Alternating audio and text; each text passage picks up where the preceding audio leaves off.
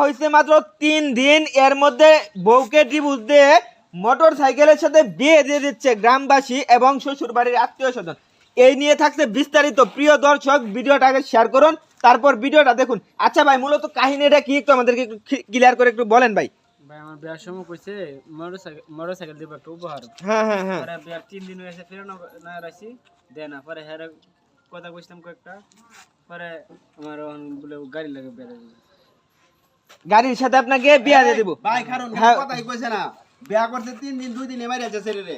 মানে মারছে দুদিন মারছে কি জন্য মারছে? মোটরসাইকেলের জন্য। মোটরসাইকেলের জন্য মার দিছে, এর লাগি আটকেছি আমরা তারে। মানে এই জন্য আপনারা মোটরসাইকেলের সাথে তারে বিয়া দিতেছে, হ্যাঁ বিয়া দিতেছি, কিন্তু বউর সাথে ডিভোর্স দিয়া। বউয়ের সাথে নগদ ডিভোর্স রাখকে আইরে পরে মোটরসাইকেল দাদেন তারে। আচ্ছা, আমরা একটু কোনের মুখ থেকে শুনি। আচ্ছা আপু, মূলত ঘটনাটা কি একটু ক্লিয়ার করে আমাদেরকে বলেন। আপনি কি আপনার হাজবেন্ড কি আপনাকে সত্যি দুদিন কি মারছে মোটরসাইকেলের জন্য? বিয়া হয়েছে মাত্র 3 দিন, এর ভিতরে আপনাকে দুই দিন মোটরসাইকেলের জন্য মারছে, একটু বলেন তো।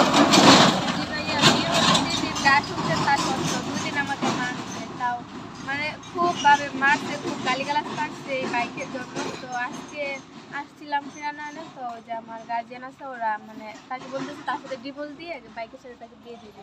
ও বুঝতে পারছি।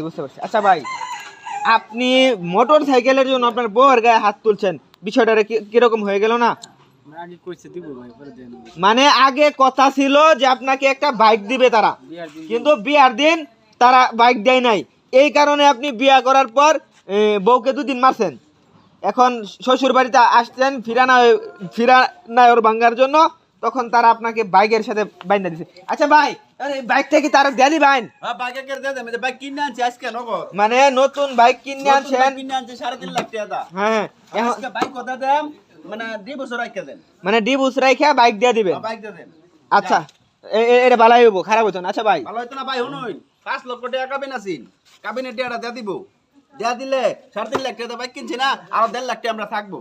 ও তো সুন্দর বুদ্ধি। ভালো হইছে না? হ্যাঁ সেই। আচ্ছা ভাই, আরেকটা বিষয় জিজ্ঞাসা হেডি বাদ দেন, হেডি বাদ দেন। আরেকটা বিষয় জিজ্ঞাসা, এখন আপনি কি চাচ্ছেন? আপনি কি বাইককে বিয়ে করবেন নাকি বউ আছে বউরে লইয়া সংসার করবেন? বড় লয়ে যান ভাই।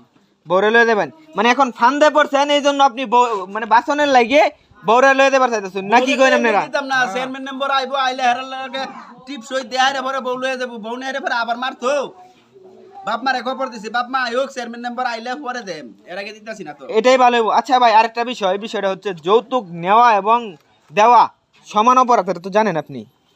তে আপনি যৌতুকের কারণে আপনার বউকে মারছেন, এটা কি খুব ভালো একটা কাজ করছেন? ভাই যত কথা উপহার দিন। এটা উপহার, এটা যৌতুক কোন উপহার আমরা মিয়া চিনাইন। সুপ্রিয় দেশবাসী, এই ঘটনার জন্য আমরা সবাই আন্তরিকভাবে দুঃখিত। পরবর্তী আপডেট আপনাদেরকে পরবর্তীতে ভিডিওতে দেওয়া হবে।